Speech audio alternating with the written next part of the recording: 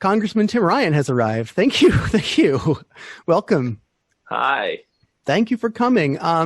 Welcome to the Yang Gang Roundtable, an ongoing conversation on poverty, basic income, and electoral politics. I am Shale. I'm the producer of the show, and I am joined by 12 basic income advocates, one of whom is the United States Congressman Tim Ryan. Thank you so much for being on this program. It is an honor. Thank you. Hello. Thanks for having me. Yes, thank you so much. Let's each introduce ourselves, and then we can get right to an open discussion on how we can be a more effective coalition and more effectively work together to get this done and pass a basic income for the United States and end poverty. So beginning with you, Angela Mendoza, please introduce yourself. My name is Angela Mendoza. I'm a small business owner and UBI advocate. You can find me on Twitter at Hellion Hellfire. Thank you. Faye D. Hello, my name's Faye. My Twitter is Tisdoney, Tisdoney. I've been trying to spread the word of UBI in the strangest capacities that I possibly know how. Thank you, Faye. Hannah Wan. Hi, I'm a citizen advocate for universal basic income and Asian American representation. I'm also a senior staff for David Kim for Congress in District 34 in California. And actually, David Kim will be joining us in a little bit here. So it's good to meet you. Thank you. Awesome. Thanks. Thank you, Hannah. And we're looking forward to that. Scott Santons. Yeah, and I'm Scott Santons, and I've been a full-time basic income advocate since 2013. I've been living with my own crowdfunded basic income every month since January of 2016. And right now I'm also the senior policy advisor for Mike Breuer. He's running for Senate in Kentucky against Mitch McConnell. Thank you, Scott.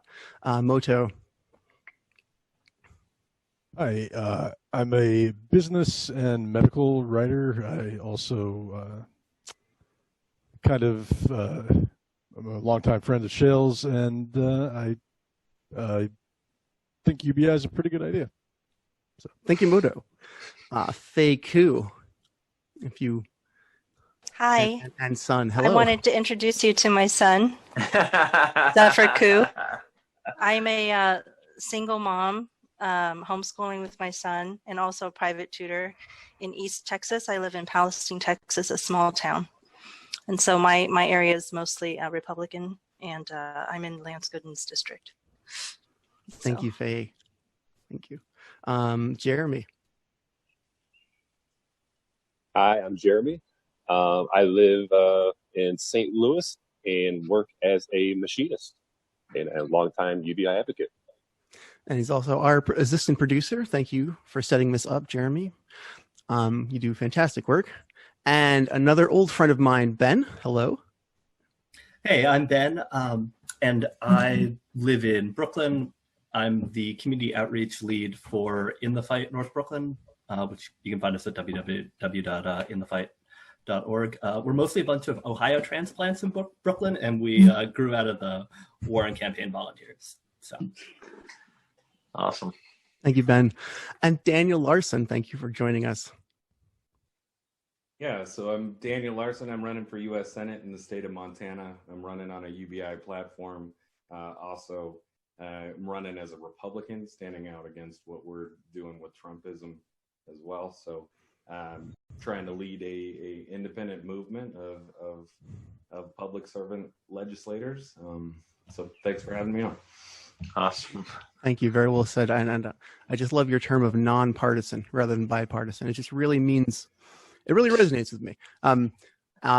Ariel, hello.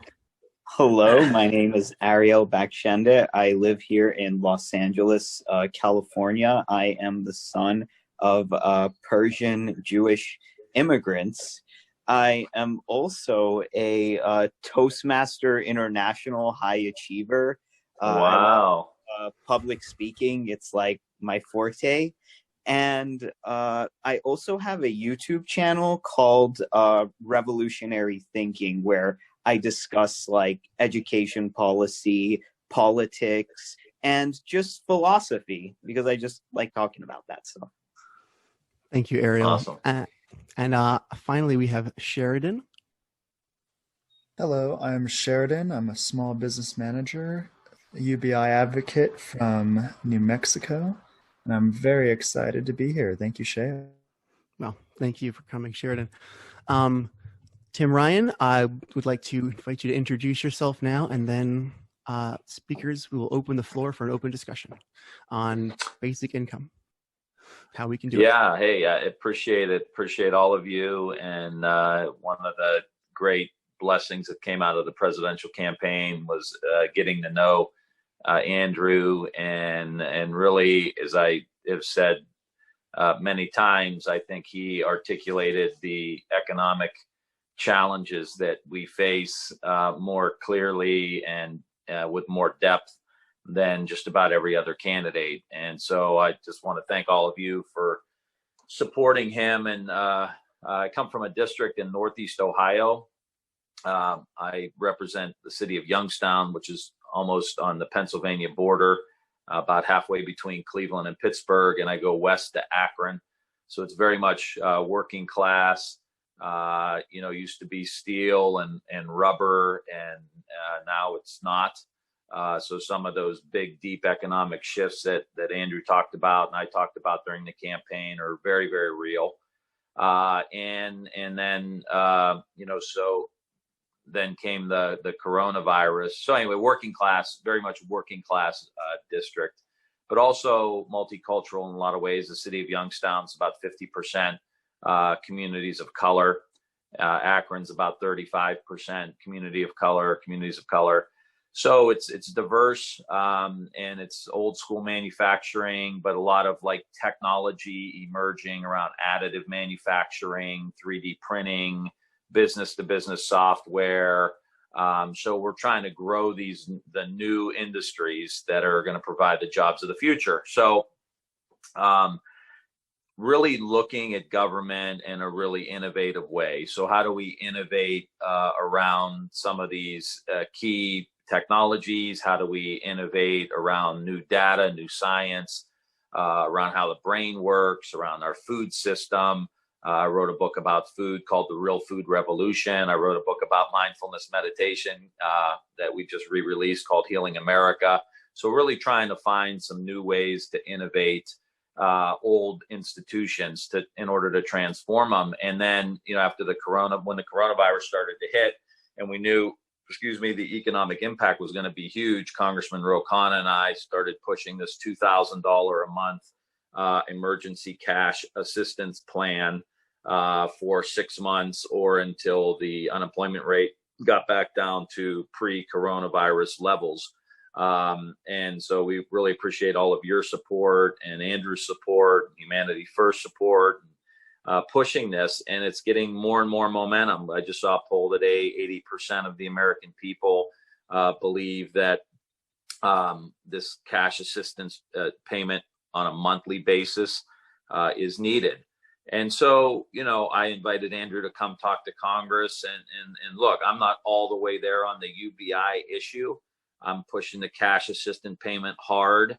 But what I think's happening now, and what I think we all need to do, those of us who are really, thoughtful people about this, and I know Andrew's supporters are, we have tectonic shifts happening in the economy. And the coronavirus has exposed a lot of things that have been happening now for decades. The income inequality, digital divide, the food system, workers, farm workers, on and on and on. The issue around low wage workers or that are now on the front lines working at grocery stores, making $13 an hour, shitty pay, shitty benefits, no pension. So this conversation has got to be a really big one, and it's got to be a really thoughtful one. And we've got to be open to things like UBI. We've got to be open to all of these new ideas that I kind of mentioned. And I'm thrilled to be here with you to continue to have this conversation. And I look forward to, partnering with Andrew as we move forward, and guys like Ro Khanna and others who are really thinking about this thing in a comprehensive way, which is the only real way to try to make an impact. So anyway, that's the nutshell version, and happy to have the conversation and excited to have the conversation. Happy to have you. Yeah, we're happy to have you. We're all excited too. So without further delay, who would like to begin the discussion? So I actually wanted to respond to something that Scott had brought up earlier, which is that there are a lot of sort of down ballot candidates that and positions that we could be getting into and learning about. So for me, I'm trying to run for the national delegate position from my Texas Senate district. And that way I can go to the 3-day national convention. But we don't know what format it's going to take this year. So I was told it was normally going to cost quite a lot of money to go, like getting plane tickets and hotel rooms and paying for all your entry fees to all kinds of events is an expensive proposition, which most people would not. Most people living in poverty like me would not think of to try to attend. But this year, because it might be a virtual convention, I have no qualms about, putting myself into that position, and also hoping, I already have like 3 substantial offers of assistance if I do have to pay for a real convention. So I just want more people to get into the party. And would you say there are like precinct chairs, or what do you think would be the most, valuable things that people should be looking at trying to, get into their parties and learning how to do? Scott. Well, I mean, what you're doing is absolutely one of them. And I'm an old, grassroots kind of guy. That's how I started. I didn't have any money when I ran for Congress. I beat 2 incumbents, and, one in a Democratic primary, one in a general election. The guy was running as an independent, and we did it through just sheer grassroots campaigning, T-shirts and friend-to-friend cards where, people are literally getting out their Christmas card list and sending personal notes to people and coordinating that. We'd stand on street corners holding signs. So I really believe in the idea of the precinct captains, and getting coalitions on the ground as precinct captains so you can influence the county party, which means you can influence who's your state rep, who's on the school board. And really, we need a renewed civic commitment in this country in a very, very big way. And I think the institutions are there, and our job is to transform the institutions. I mean, you want to talk about what's essentially a deep American value. It's how do you take institutions and you transform them, you innovate within them. And that means you got to get on the inside, and you got to put up with all the political bullshit that you have to put up with in order to make, excuse me, your kid's right there and I'm swearing. My kid's used to it. Your kid may not be. Okay, good. No, he can't hear. He doesn't hear that well. Yeah, he's fine. So anyway, grassroots it, no doubt about it. Get involved in these institutions. I mean, I'll just say this lastly. I mean, you think about how few people you really need to influence like a race for school board. Like literally in a town, a decent sized town, normal town, I'm not talking about like huge cities, but 15 just hardcore kick-ass volunteers that come strategically from different churches and different parts of town and that kind of thing. You can get somebody elected to school board. You can get a state representative elected. And it can happen with very little money. And so kudos to you. And yes, it just precinct committees, thinking precincts. That's beautiful. I love that. Well, that's great. What I've been learning is that because of being able to do this campaigning, even if I don't win, I got a list of the people that I'm supposed to campaign to, and they're all state delegates already. And this year we had extras because Texas said everybody's going to be a delegate who said they wanted to. So so I had like a list of 220 Biden supporters because I'm campaigning to those people. And I'm getting to have conversations with them directly. I have a reason to talk to them. That's growing. Like, I think politics is all about just making those connections and hearing what other people have to say. Yeah, totally. And then building the coalition, building the coalition needed to to move forward. You know, everybody thinks we gotta, you know, there's some magic wand somewhere. But when you just look at the history of movements in the United States, it's brick by brick by brick by brick. It's building the coalitions like the ones we're talking about, you know, where Eric Sanchez, who was my press secretary on my campaign, when I got out, he went to Andrew. Now, how do we build this relationship out? And we certainly don't have to agree on everything, but we want to end up in the same spot, and that's what lifting up Americans and how we, you know, work together to get there, I think is really important. And here's the last piece that I'm gonna say with this question. The people at the top don't want us getting together, right? They want us to be yang gangs over here and Tim Ryan's with the unions over there, and you know, Mayor Pete's over here, and you know, just divide. That's what they want. So if we come together and we can figure out how to get all these cashiers at Mark's and Aldi's and all these stores that I talked about earlier, that they feel they're part of this bigger coalition that's happening here, tied into the unions, maybe the cutting edge unions that are really looking at skills and developing, you know, talent and middle class jobs. And we need to be on the same team. And I think we can do that. And I think that's what Andrew and I are definitely trying to do. Well, that brings me to an interesting question and something that we're actually working on right now that you may be interested in. We are actually already formed a coalition of speakers of Democrats, Republicans, independents from across the board, different economic status, different races, all coming together to actually attempt to testify before Congress to depoliticize this issue of UBI, because it is popular across the board. You know, it's not a Republican issue, it's not a Democrat issue, it is a people issue. In fact, two of the people on the call here are actually speakers in this group that we're working on, Faye Ku and Scott Santons. So that's a project we've been working on for a few months now. I would love to hear Scott's opinion or perspective from what people should at least consider bringing to that conversation. But maybe hearing how from Tim Ryan, how it might be better perceived, like from like the two. I would love to see that dynamic if you guys could entertain that idea. That's a great. I don't see Scott on my screen here, but he's more than welcome to go ahead. Is he here? Yeah, I'm here. Okay, go ahead. I mean, I kind of want to answer that with another question. But I mean, I've always said that basic income is not left or right; it's forward, and you know, it's very true. And I've wanted to make sure that it remains, you know, nonpartisan.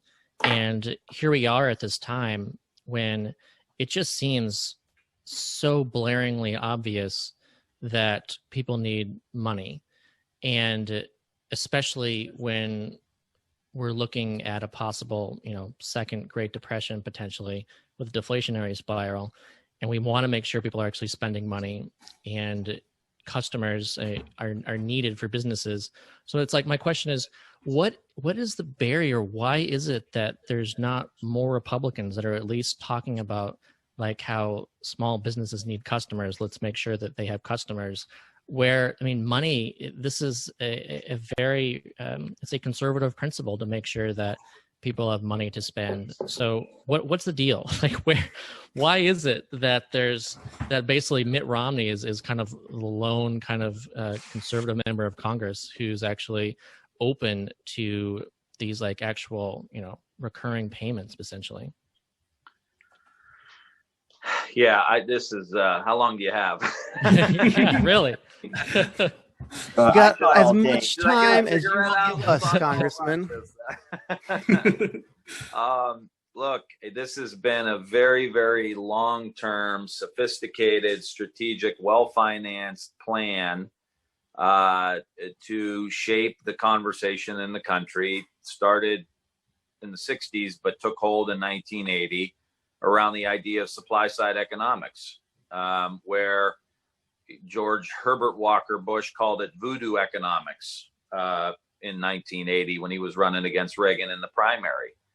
And that conversation has evolved into, the backdrop, the general conversation in America being that the government's bad, government can't do anything good at all.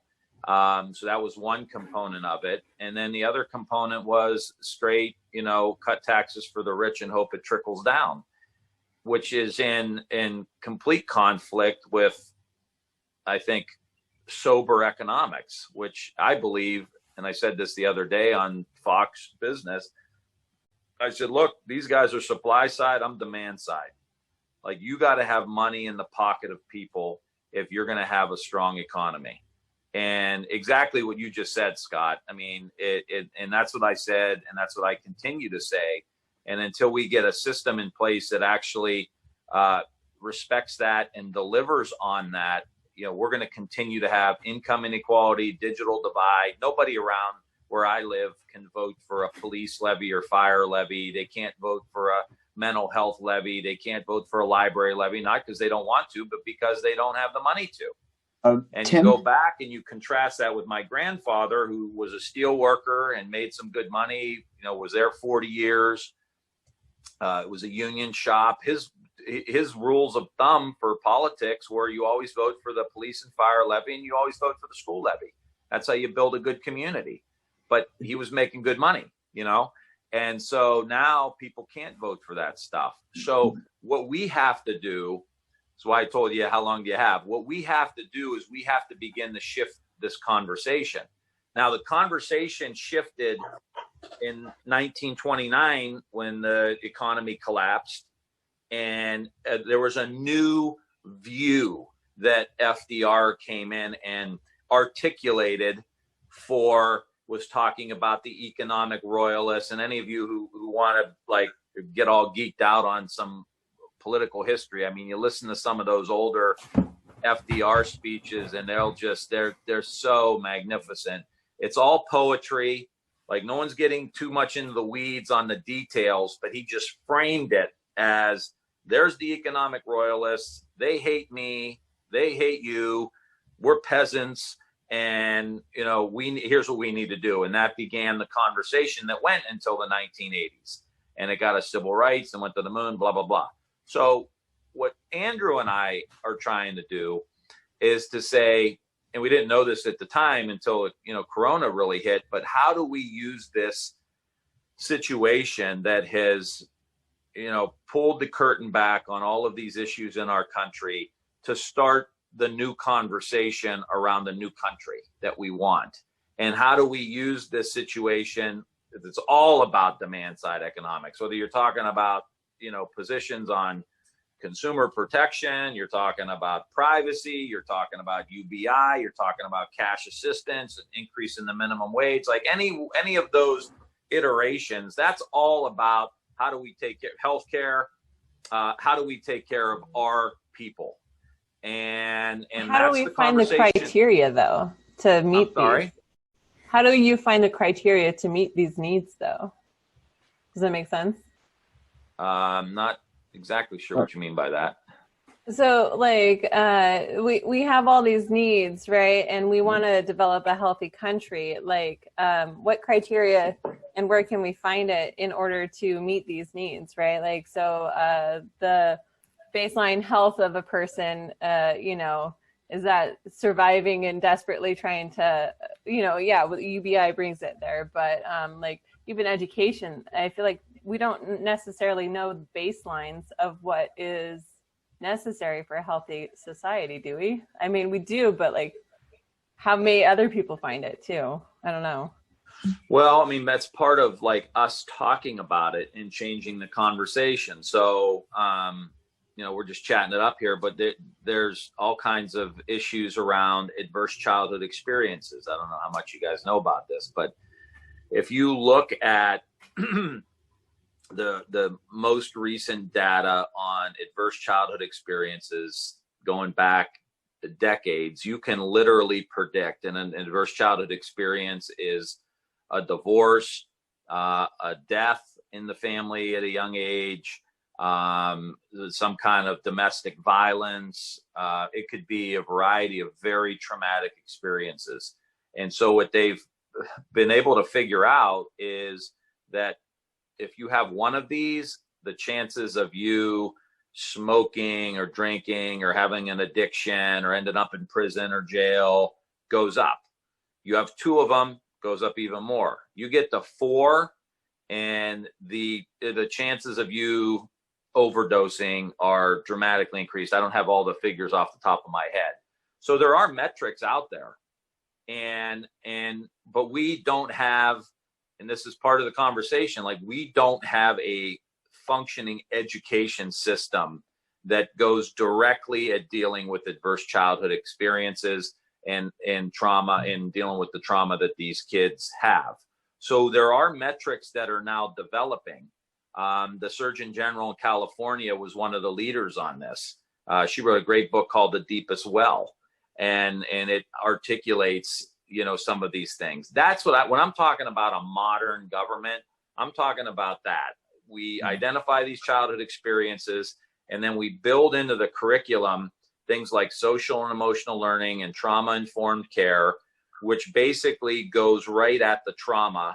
And until you heal the trauma, your brain can't function. And we know this because we've got decades now of fMRIs on our brains that show us how trauma locks us into a fight or flight response. And when you're locked in the fight or flight, you can't access your prefrontal cortex, which is where you have your working memory, decision making, a lot of attention span, all these cognitive functions that you need to be able to learn can't function because you have trauma, and we've not identified the trauma. And just give you an example, I'm trying to get adverse childhood experience analysis done on everybody coming into the military, because what we're finding out is people who come into the military who have these adverse childhood experiences and have this trauma, they're the ones who are much more susceptible to post-traumatic stress. They're coming into the military with these issues. So a modern thinking government, make America think again, right? A thinking government would say, okay, how do I identify these people so we could deal with their trauma so that they don't get post-traumatic stress and cost us, millions of dollars in the VA system? Just one example. So anyway, there's ways to do that, and that's what this conversation is for. Tim, you were talking about ways to change the conversation. I have a perfect idea for you. Talk about corporate welfare. Talk about reverse socialism is what we have in this country. Because when the big corporations and Wall Street gambles with their own money, they get welfare. A subsidy is just welfare for corporations. I mean, so turn it on its head. Say then, if you Republicans are against welfare and against socialism, why is it okay with the well-to-do and well-connected? It's great. I'm all for it. I don't know if you saw my speech on the floor last week, but that's exactly what I talked about. We always got money for tax cuts, and we always got money for the rich, and we turn around and ask for state and local support so we don't lay off teachers or unemployment insurance. All of a sudden we don't have enough money. So I love that argument. They profit on the profits, they gain from the profits, and they socialize the losses. Yeah. So what? I don't understand. So what do they say in return to that? What do they come back with? That we're just socialists for rich and well-connected? Like, how can you? I don't understand. Pretty much. Which is why these kind of common sense arguments, I think, can go a long way and capture. It's certainly not going to capture, the 35% of the, extremes, but I think it can capture the middle. I mean, you see that what this Lincoln Project is doing now. Like, Dan's running as a Republican that's not a Trump guy. I mean, this Lincoln Project, I know those guys are my friends. Steve Schmidt's a buddy of mine. And they're putting some great commercials together. So, how do we build this coalition of, I think there's a realignment happening. We've got to capture it and talk sense, which is why I love the math thing. I love the idea of data matters, thinking matters, learning and growing and contributing in every way because you're bringing value, that matters. And it doesn't mean you have to go to college. Like, you need thinkers who are like have a certification or in a union or you have a 2-year degree or whatever.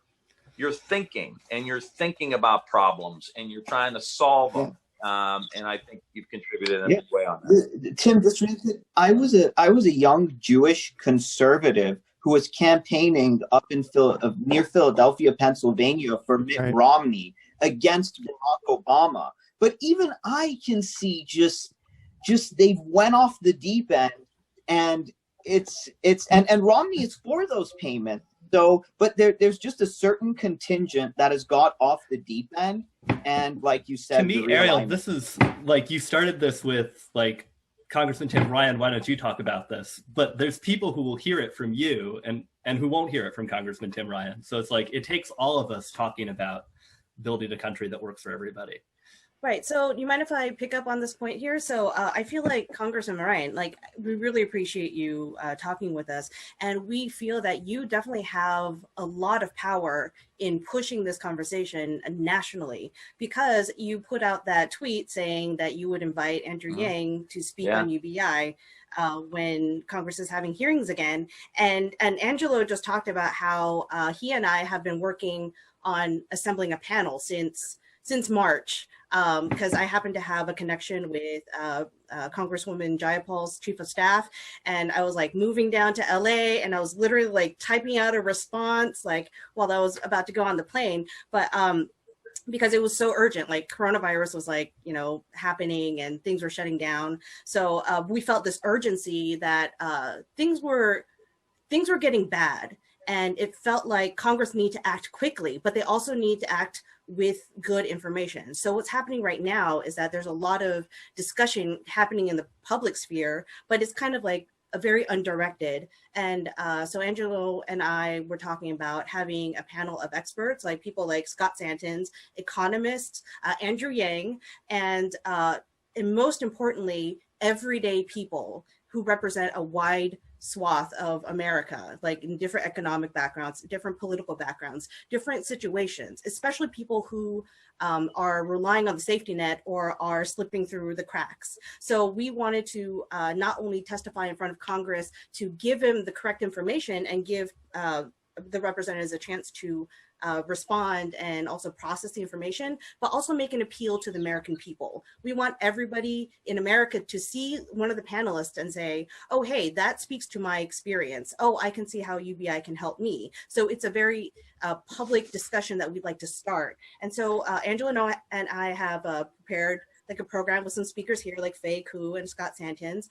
And so basically, will you give us an invite to Congress to testify? Sure. Come on down. I will put my email in the comments. Yeah. Thank you, sir. Yeah, absolutely. Absolutely. Well, this is the whole thing. And the reason I invited Andrew to come down, this is a big conversation. There's no magic wand about this. I mean, no one's had to deal with this stuff like we have to now. The technological advances, AI and these things. I mean, you all know it better than I do. I mean, it's real, it's deep, it's structural, and it's going to take all of us thinking about it and trying to do it in a mature, thoughtful, strategic way. I mean, like, I get frustrated sometimes with certain, aspects of our political system. It's like, you got to think about how people are going to hear it when they don't know what the fuck you're talking about. You know what I mean?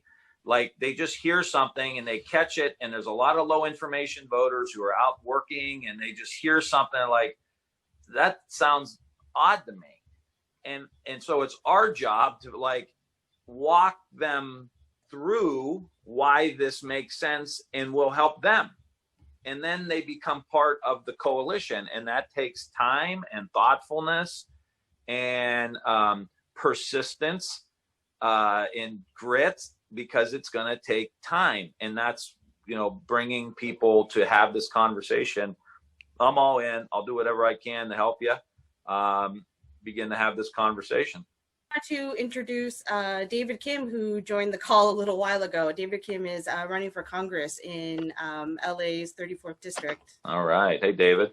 Hi. How are you, everyone? Hi, Tim. Thank you so much for talking. I very much enjoyed the rest of the discussion that was just had. I know that I entered in the middle of it, and I was actually reminded of your trauma-based care kind of policy initiatives and pushes. I know that you had talked about it during your presidential campaign.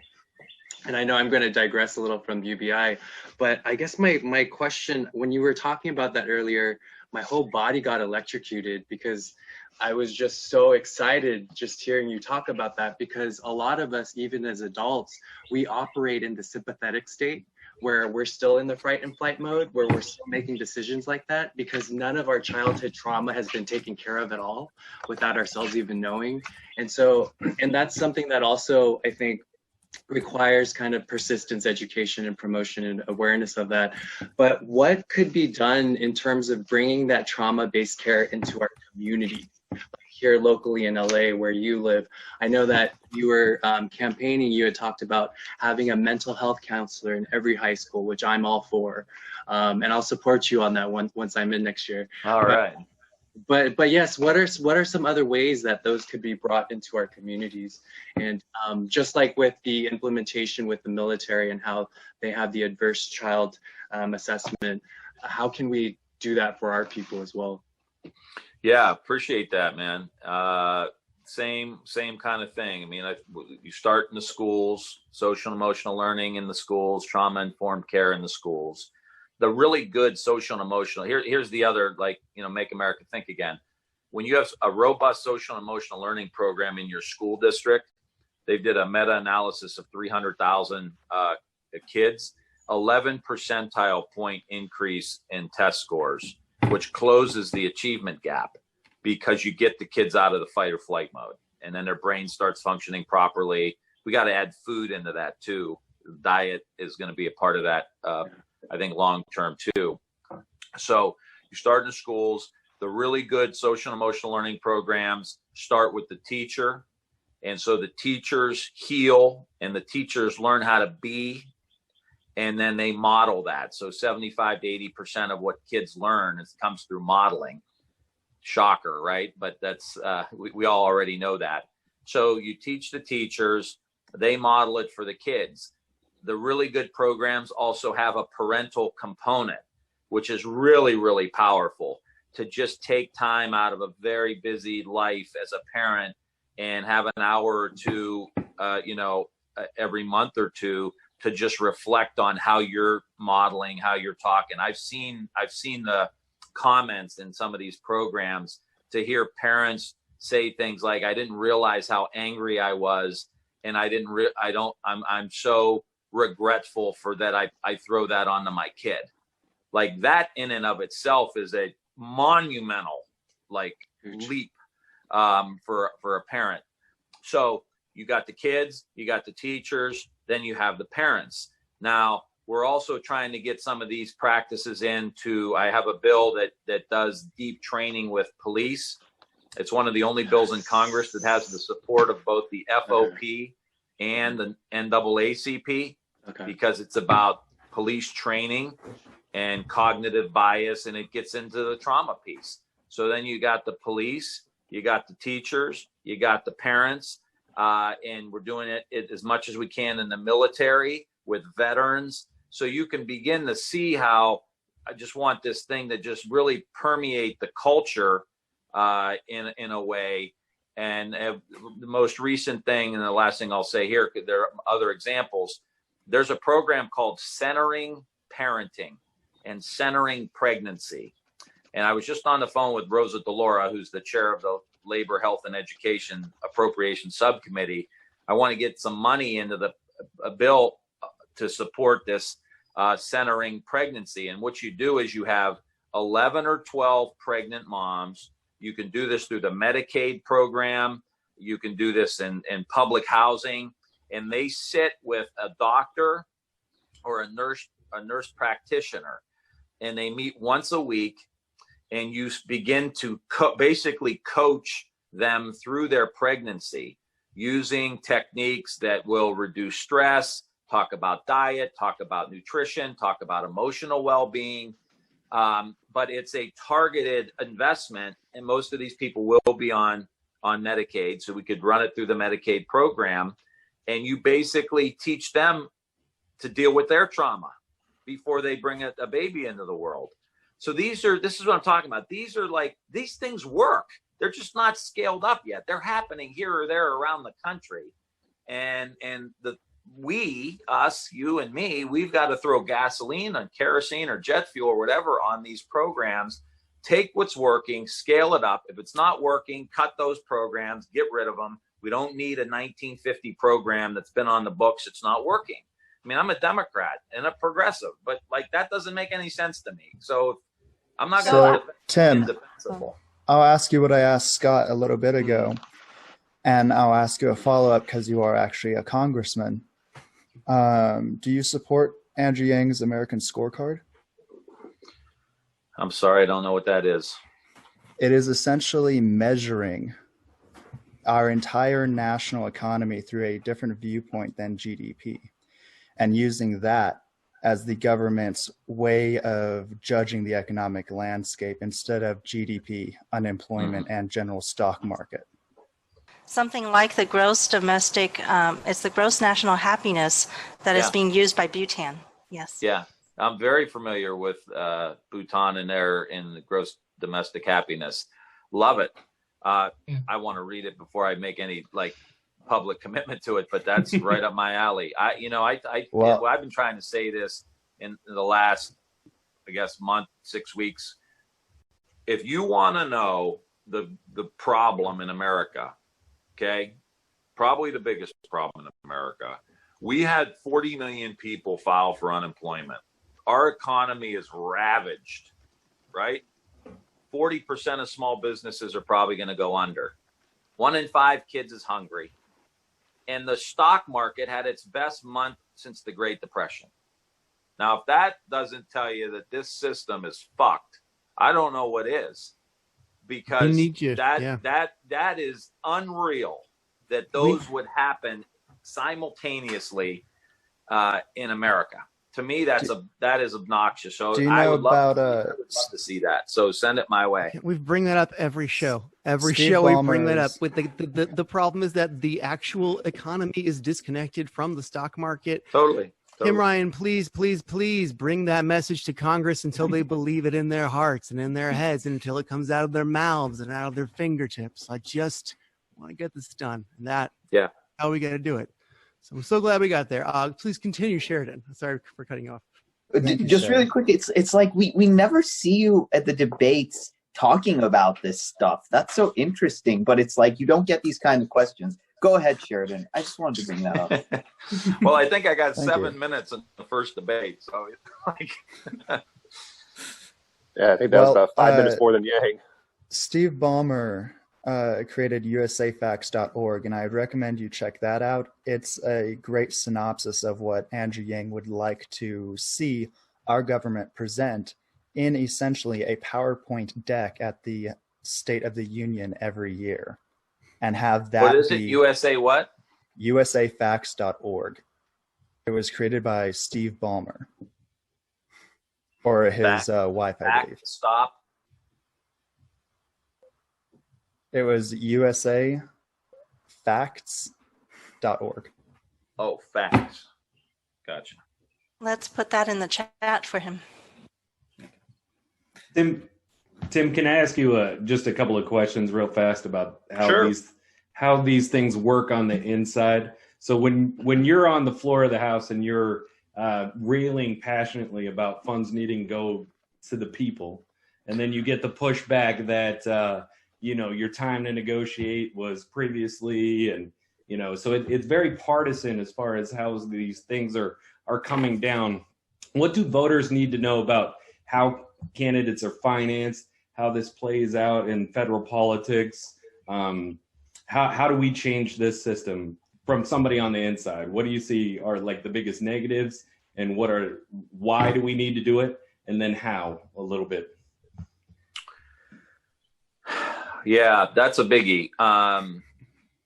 Clearly there are a lot of very powerful, wealthy, global interests that want to keep the American system the way it is. E.g. the stock market we just talked about.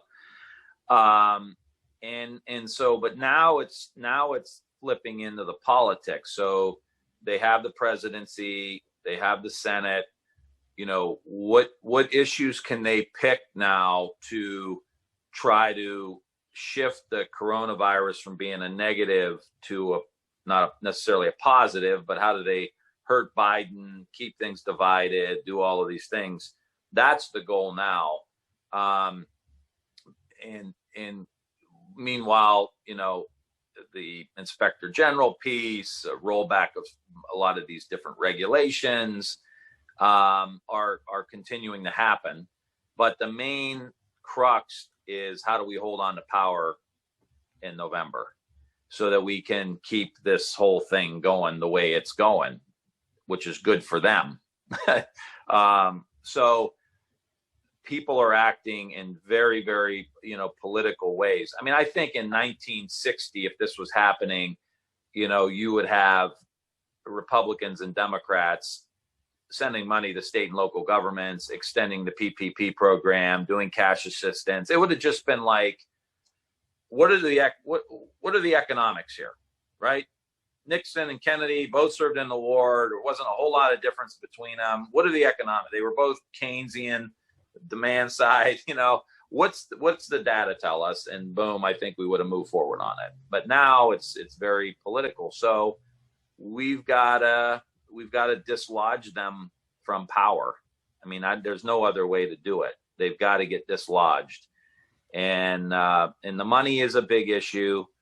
There's a lot of money on all sides now. I mean, Democrats are going to have a lot of money. It's like everyone's got money now. We got enough to supply both sides, but it does have a very corrupting influence. There's no doubt about it. I don't know if that completely answers your question or not, but it does. Do you think that it's intentional that these pieces of legislation end up, at 1,000 pages? Do you think that we're intentionally being obscured from what's actually happening with the funds? So like, what do you mean?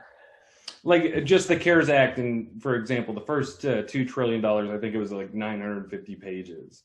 Like, yeah. Is there a reason why we can't be more transparent? Or are we intentionally being kind of obstructed from having an easy view of what our representatives are doing from a legislation standpoint? Well, I mean, we're in an emergency situation, and really the most important thing in something like this is getting money out the door and into the economy to stabilize. And there's going to be some waste, and there's going to be some the states couldn't even handle the amount of money that was coming at them through the unemployment system. They couldn't get it processed. I mean, we still have people in Ohio here who still haven't gotten their check. And even the one-time payment checks, many people haven't gotten those. And so, I'm not here to defend like the indefensible, and things always slip in these things, that come from certain areas. Sorry, it's my wife coming home.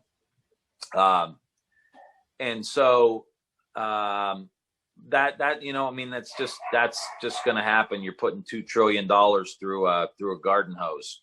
And so there's going to be problems with that. I don't think I know on our side, there wasn't anything nefarious or something that we were trying to do that we weren't willing to talk about, because we were, in a lot of ways proud of what we were doing, because we were getting all kinds of resistance from the other side. And you're seeing that happen now. There's just certain pots of money. So there's not, they slid in the tax cut, for real estate people, that's just like, and I'm sure they're like, that's going in or we're not passing it. And like, we don't have complete control. They have 2/3 of the negotiating teams right? The presidency and the Senate. And I think, Nancy has done a really good job of getting, for the most part, a lot of the things that we need. And you're going to have to sacrifice until you have, till you have all the power. But again, it's complicated because it's so much money so fast. Well, finishing up my two-part question, how would you implement something like the American Scorecard or your trauma measurements into the tax code to incentivize businesses to follow these measurements? I like the idea of these B corporations where you are, you're not taking the corporate tax rate from, 35% to 21% for all corporations. You build in metrics that, we can certainly all figure out.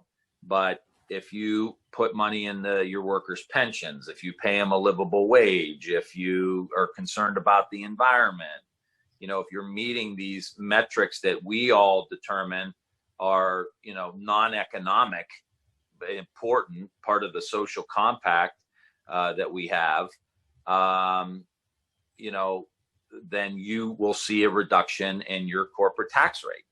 I think that's a new way of thinking. That's a modern way of running the tax code. And it's not all government taking over all the pensions, doing this. No, we'll reward you if you make sure that your people, when they retire, or, you have a 401k that you can take with you that follows you around, to the different jobs that you may have. But as those companies put money into that 401k for you, they get some tax benefits for it. I think that is one way. We decide what the metrics are, and if you meet those metrics, you consistently see a reduction in your corporate tax rate. Thank you. I believe Jeremy has a question now, or a moto. Congressman, you mentioned earlier that you weren't completely on board with the idea of UBI, and obviously the more immediate problem is the cash payments for the crisis. But I was curious, being a congressman from a very kind of old school manufacturing economy in Ohio, and having strong labor union history, do you see there being kind of a conflict between a UBI type system and the traditional labor advocacy? Do you see those forces ever aligning, or is there a lot to be resolved? I don't see a huge conflict. I mean, I'm part of my process here is really trying to better understand, what it means, how it's UBI, what it means, how it's funded, what are the unintended consequences of it. I'm learning. So I don't see any conflict in why, people who are at the center of working class issues and lifting standards of living, and that I don't see how there would be a conflict there, but I don't know. Again, I'm still trying to figure it out. I also think this is an opportunity for unions to reach out to a lot of these different groups that are, hurt, these, the cashiers and the other people that we talked about that are just completely, taken advantage of. I mean, how do we lift up these standards of living? I mean, it's not a coincidence that this long-term plan and Koch brothers and all of this stuff, Mercer family, what's the number one thing they're trying to do? Break the unions. Why? Because when people come together in a union, they're black and white and brown and gay and straight, and they are focused on the economic interests, and it's a counterbalance to what's happening. I mean, if unions were at 30% today, like they were in 1950, the political clout to be able to level the playing field and do the kind of things that we're talking about, I think we'd be able to tip the scales. But, we've lost connection to a lot of those workers. So I think it's a perfect fit myself, but I don't, I don't see any hurdles there. I just want to add on to that a bit and just point out that the labor union, the labor movement, to use one of their metaphors, this was years ago. They would talk about how a union, a lone worker is a stick and a union is a bundle of sticks. And so once that bundles together, you can't break that bundle of sticks like you could an individual stick. So that's the bargaining power that's through collective bargaining.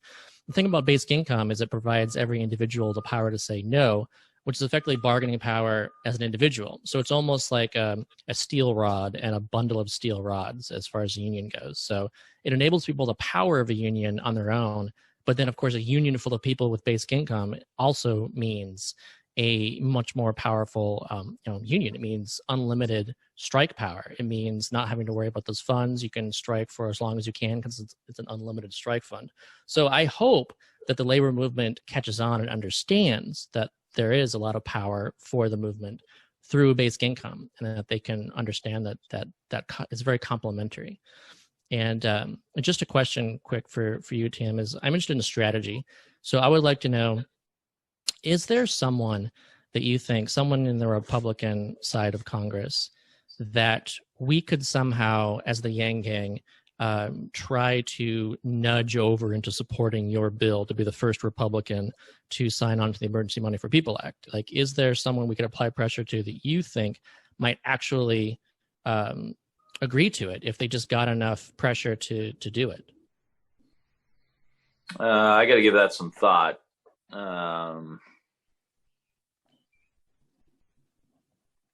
I got to give that some thought. We will pressure them. So just let us know. We can also take that. We can take the answer to that question offline. Get you into contact with Scott later. Mm-hmm. Yeah. No, let me give that some thought. Yeah, I mean, I think that's a smart move to, you already have a candidate running for Senate that's embracing it, and you probably have other candidates around. I mean, you're going to have to get somebody who's got some nerve. Like Justin Amash expressed support for recurring cash payments, and of course, but he's a former Republican, having left the party. So it's like you have the pariahs, like your Mitt Romneys and Justin Amash's, who will step out and support it. But we need someone who is considered to be part of the party to be like, hey, no, seriously, guys, we need people to have money. That's a good idea. It's got to be nonpartisan. It's got to be the poor against the people who want to keep them poor, not the Republicans versus the Democrats. It's the only way. Yeah, I agree with that, and I think the argument to me is against the quote unquote welfare state, right? I mean, this is about the value of work. We want people working, but we also want people, making a living where they don't have to rely on the social safety net. I did a really interesting program in Summit County, which is Akron, Ohio. Really innovative county, full of really great ideas. But anyway, there's a program for leaders called Bridges Out of Poverty. And so I spent the day and I went through the program. And the most interesting part of the whole program was when you learn that if somebody is making $11 an hour, they qualify in Ohio for all kinds of benefits, transportation, childcare, this, that, variety of support so that you could go to work. And then you work hard and you go and you become maybe an assistant manager or something. And you go from $11 an hour to $12.50 an hour. Yeah. You lose all your benefits. Yeah, you fall off the welfare cliff. Yeah. So the whole idea is, how do we restructure this thing to say either the benefits taper off? You would literally, that worker in Ohio anyway, would have to make $22 an hour to get, to account for all of the benefits that they get. So again, I think the argument it's a simple solution. is something like, how do we give them cash and help them get through this thing so that they stay working? Because if not, if you're a single mom with a couple of kids and you're having trouble making ends meet, then then you may say, well, look, I got to feed my kids. I got to do this, Y, and Z. I'm going to make a business decision here. And the best business decision is to not work, which is not what we want. Right. Yeah. So if you're arguing the Republicans, I think that's the most effective way to talk about it. Well, Tim, doesn't it mean like if people have more money in their pockets and they're spending that money, that creates the demands for the jobs to be there? Let me tell you something, Tim. I was working at Best Buy as a seasonal worker. We all know what Best Buy is. And then I was told that because there's less customer traffic, I can't keep my job after the season. Now, why is that? Because people were spending less money. So when you give this money to people and they spend more of it, people get to keep their jobs, and it's pro-worker. I don't know what's wrong, why they can't get it through their thick, empty heads. Sorry, I just get frustrated. It's just so much ossification on top of everything. In some states, 4/5 of welfare applicants are rejected overall, and in most states, it's always a majority, as far as I know. Yeah.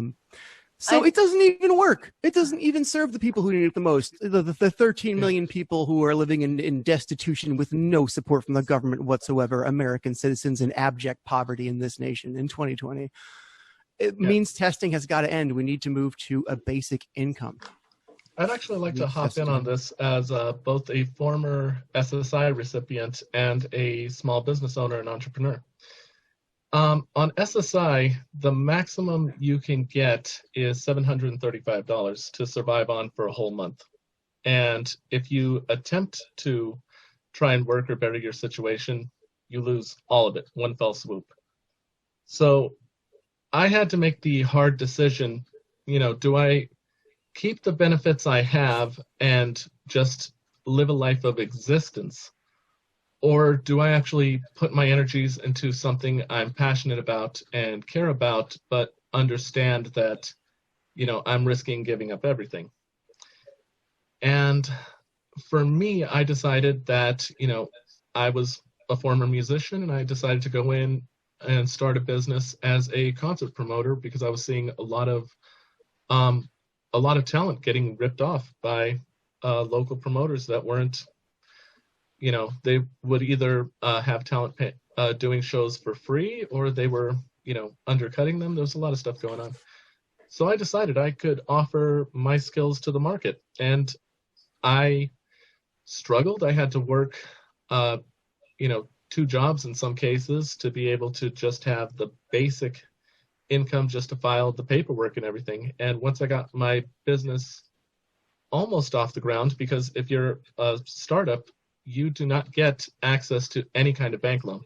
The only thing they'll give you is a line of credit based on your current job, which didn't offer me enough credit to even be able to hire a single member of staff. So I basically just had to take the majority of my income, reduce my food intake and everything else that I could, just condense down the amount of spending that I had, even on necessities, to be able to get this business built. And unfortunately, thanks to COVID-19, the business is currently on indefinite suspension. But a lot of these programs will penalize you for even attempting to start something. That's one area where universal basic income helps a lot, in that it gives entrepreneurs like myself a chance to get started in a market where you can't get a bank loan or anything. You can actually put money aside and save up while you're working. And it also creates a market, because there's a lot of people that would want to come to events that I'm doing or buy products that someone else is selling, but they just simply are trying to keep themselves above water, where they're just meeting their basic needs. Once all their bills are paid, they have maybe $100 in their pocket, and that's, they're just praying that they don't have an emergency. To add on to Angelo's experience, it continues into underserved areas as well. Areas that don't have enough opportunity or jobs to create the cash flow that would create the bank's profit motive to actually go in there and be a money lender of significant value to get more small businesses started. It actually creates guaranteed markets. Well, something I was thinking about was when I went to Scott's lecture a while back, he had mentioned how a statistic that wasn't actually analyzed, or like when they did the follow-up, the women's shelters cleared out or something like that. When I would love you to talk a little bit about how like it gives that floor for people if you're willing. Oh, I can just mention again that so everyone else knows what you're talking about is that it was so the Ontario pilot, the basic income pilot was canceled. It was canceled on purely ideological reasons. There was no data yet, but some of the anecdotal data that was observed is that people who are working at the women's shelters found that they noticeably observed that there were fewer women actually requiring the shelters because they were in an environment where it was kind of a saturation site where a lot of women actually had the basic income, and so yeah, it's something that really empowers women. And in fact, that was actually one of the things that helped stop the family assistance plan under Nixon back in the 70s, was because there was a concern, especially among Republicans, that it would increase divorce rates, that women would actually start to leave their husbands. Yep, it's all connected. It's all connected. I have to excuse myself, guys. Yeah. I have a 4 o'clock, as you can tell, it's very timely, 4 o'clock Facebook Live I do every day. Thank you for your time. Do an update with my constituents and talk a little bit about some of the stuff we're talking about now. And I just want to say thank you. I really appreciate the opportunity. Let's keep this conversation going. We'll follow up on the stuff at Congress. We're also working with, trying to get Andrew there too, whenever things get semi-normal. But man, we're into some good stuff here. I just want to let you know. Yeah. Yep. And there's innovations happening everywhere, and we've got to look at them. I'm going to look at the stuff you sent me about the different metrics. Love that stuff. So anyway, I love you guys. I love you too. Thank you again for coming. Hopefully we'll talk to you again soon. Yeah, this was great. Bye, Congressman Tim Ryan. Yeah, have a great holiday weekend, and hope you get some downtime. Enjoy the family. Take care. Yeah. Thanks for spending time with us. Yeah, Goodbye. You got it. I loved it. That Let's was do it fantastic. again. Anytime. We're at your service. Thank you. That was great, guys. Thank you all so much. Wonderful. Thanks for staying with us, Scott. Too. Yeah, Scott. Thank you so much for tolerating, the technical stuff. Being a champ, being an asset to the cause, and a friend. Yeah, no, thank you. Thanks for setting it up. Good job. Thanks for dropping in, David and Daniel, who are both running their own very, very busy campaigns right now. Yeah. All right. I think it's beautiful that all of your brilliant minds are at least listening to the same information. We need a think tank like this that exists where we have people who are acting as voices for people who don't necessarily know the process. But also we can talk about things. We can learn what we can do on a personal level. I think it's beautiful to have so many brilliant minds all together. I'm so excited. Yeah. I wish that we had gotten to some of the questions that were submitted by people who are not here today. I don't know if Scott has any time to answer any of those. If I don't know, it's up to you. If you want to do another time, we can do it another time too. Yeah, let's just schedule for a time, and we can even get more questions, to be a part of it. Another time soon, in a few weeks. Well, the person that asked the primary question is also on the Yang Gang Goes to Congress Slack. So if you'd like, you guys can discuss it in there. I don't mind discussions going on in that room. Great. Thank you, Angela. Okay. So we all say goodbye. Right. See you later, everyone. Have a great day. Goodbye. It's nice hanging out with you for a bit. Great meeting you. Hope to see you again. Thanks, Yeah. Scott. Bye. All right. Well, thank you for watching. Thank you for listening. And again, thank you guys for coming. Shall we just should call it a night here? Cool. Good show, Right. man. Thank you, everybody. I have food, so I'm going to go eat And that. especially just thank you, Shale and Jeremy, for just the technical stuff and getting these people in here. It really helps. Oh, hey, Yeah. my pleasure. Yeah. My pleasure. I'm really Do, glad that do what I it can- went on. yeah. We do what we can do.